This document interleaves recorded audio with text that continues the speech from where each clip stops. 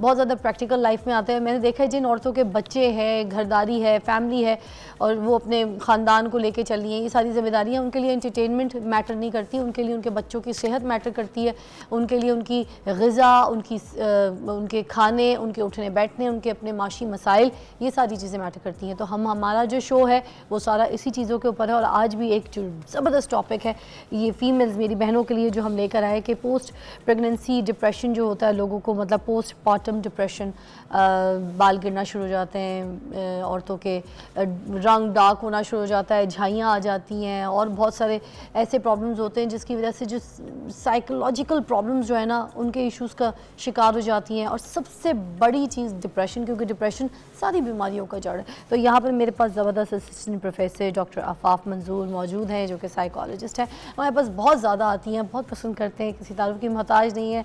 The prettiest Afaf, how are you? मैं ठीक हूँ फिज़ा, आप कैसी हैं? Great great great, good to see you. अच्छा, मुझे ये बताइएगा, ये जो पोस्टपार्टम डिप्रेशन होता है ये क्या होता है, किस टाइम से शुरू होता है, राइट आफ्टर प्रेगनेंसी या फिर कुछ डिलीवरी से पहले, किस तरीके की सिचुएशन? थैंक यू फिज़ा। सबसे पहले तो I would appreciate your team कि आपने आज इस टॉपिक के ऊपर बात की है। डिप्रेशन या मेंटल हेल्थ हमारे यहाँ वैसे ही बहुत अंडर डिस्कस्ड इशू है, जिसको आप समझते हैं कि बहुत ज़्यादा डिस्कस नहीं किया जाता, इवन के समझा भी नहीं जाता। आपके पास बहुत सारे डॉक्टर्स आते हैं यहाँ पे और इवन कि आप घरों में भी प्रैक्टिस देखते हैं कि किसी के पेट में भी ज़रा सा दर्द होता है ना, तो आप फौरी तौर पे फील भी करते हैं और आपके घर वाले आपको सजेस्ट भी करते हैं कि इसकी भी मेडिसिन लो, पेट दर्द की भी मेडिसिन लो और सर दर्द की भी मेडिसिन ऐसे। लेकिन जो डिप्रेशन से रिलेटेड इश्यूज़ हैं इसको हमारे यहाँ कंसिडर ही नहीं किया जाता।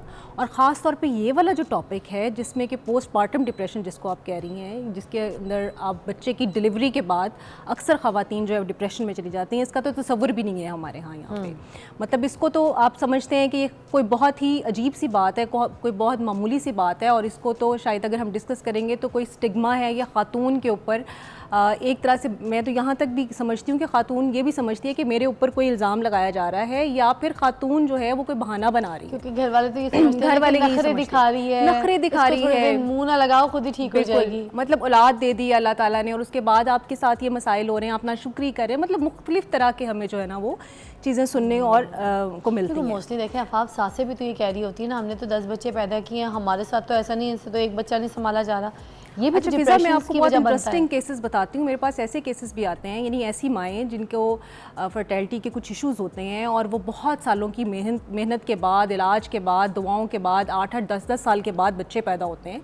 और जब बच्चा पैदा हो जाता है तो वो आके कहती हैं कि हम, मतलब इनसे हमारी एफिलिएशन नहीं डेवलप हो रही, हमारी इतनी एक्साइटमेंट थी, हमारी इतनी फीलिंग्स थी इनके लिए कि हमारा बच्चा पैदा हो, हमने इतनी दुआएं मांगी और मेरे साथ क्या हो रहा है, मुझे मेरी वो फीलिंग्स ही नहीं आ रही बच्चे के साथ, मुझे महसूस ही नहीं हो रहा कि मैंने बच्चा पैदा किया और मुझे इससे मोहब्बत होनी चाहिए।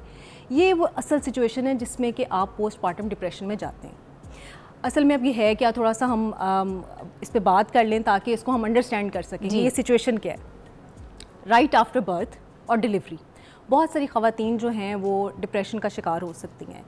एक जो बहुत कॉमन सूरत हाल right after pregnancy, right after birth जो आती है ख़वातीन में, वो चिड़चिड़ापन, भूख प्यास का ना लगना या फिर बॉडी शेमिंग फ़ील होना या स्ट्रेस फ़ील होना, this is very common and this is called baby blues, जो कि पैदाइश जब बच्चे की होती है तो उसके 2 से 3 दिन के अंदर माँ महसूस करना शुरू करती है और it usually last like 2 to 3 weeks.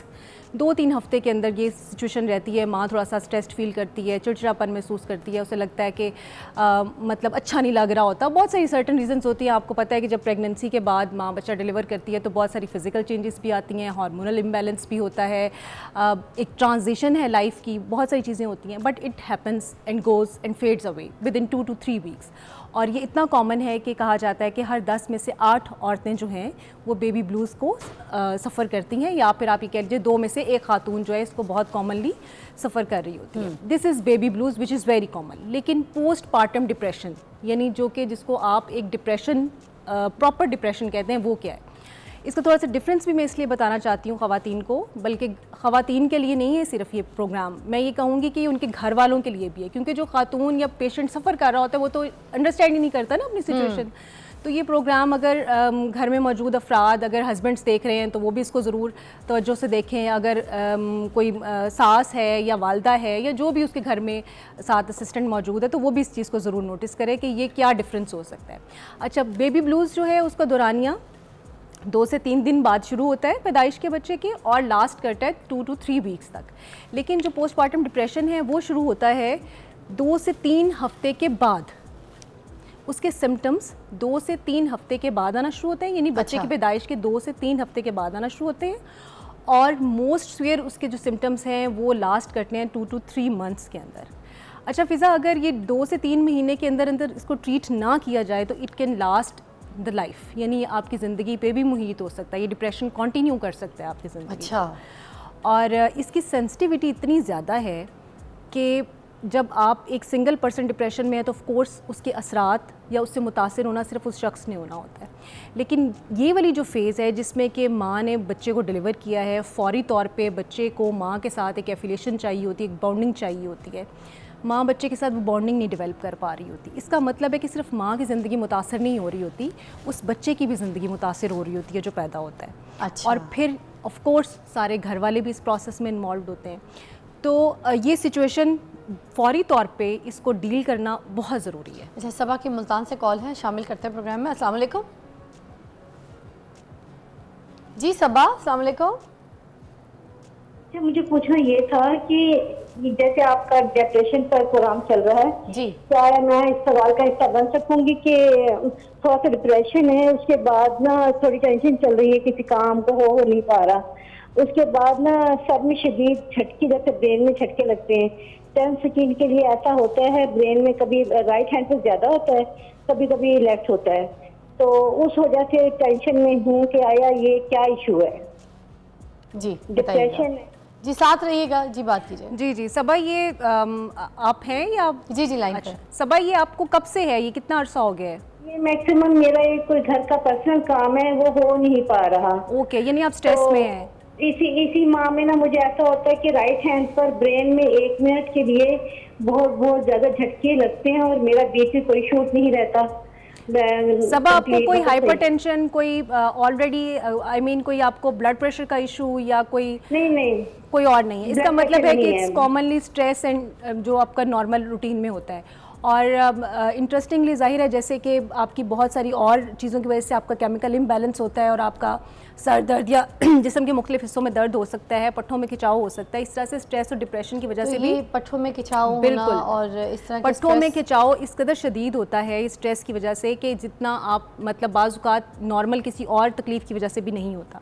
लेकिन इसको इलाज इसका बहुत ज़रूरी तो है। अब सबा को आपने बताना है इलाज या फाफ आपके साथ है। देखिए, डिप्रेशन का एक जर्नल, आपका सवाल है तो मैं एक जर्नल से आपको एक फार्मूला बता देती हूँ, चाहे वो ये वाला डिप्रेशन है, स्ट्रेस है या कोई भी किसी किस्म का कोई भी जर्नल डिसऑर्डर है डिप्रेशन का। उसके लिए आपका आसान तरीन तरीका दो तरीके हैं, या तो एक आप मेडिसिन के थ्रू एंटी डिप्रेसेंट्स ले लीजिए या फिर ये कि आप नेचुरल वे में एंटी डिप्रेसेंट्स लीजिए। और नेचुरल वे में एंटी डिप्रेसेंट्स बॉडी से रिलीज़ करने का तरीका ये है कि आप लाइफस्टाइल चेंज लाएं। लाइफस्टाइल चेंज में आप 1 घंटा फिजिकल एक्टिविटी अपनी डेली रूटीन में ऐड कीजिए। फूड जो है वो हेल्दी कीजिए, फूड में आपके प्रोटीन्स होने चाहिए, फूड में आपके नट्स होने चाहिए। और आपकी नींद का जो दौरानिया है उसको आपने 7 से 8 घंटे मुकम्मल करना है, किसी ना किसी तरह से कोशिश करके उसको बैलेंस करना है।